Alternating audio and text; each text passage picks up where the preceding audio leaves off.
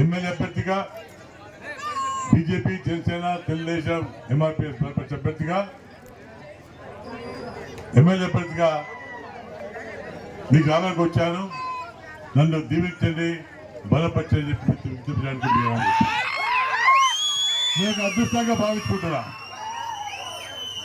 MLA పోటీ అదృష్టంగా భావించుకుంటున్నా. ఎన్నో సంవత్సరాల ప్రాంతంలో సేవ చేశాను నేను.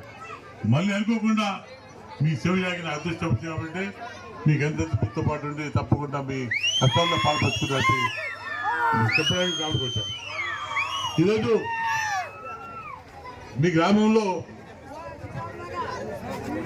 అభివృద్ధి గురించి మాట్లాడితే ఈ మంత్రి గారికి ధైర్యం ఉంటే మీ గ్రామానికి వచ్చి అడగమని చెప్పండి. అభివృద్ధి ఎప్పుడు చేశారో తెలిసిపోతుంది.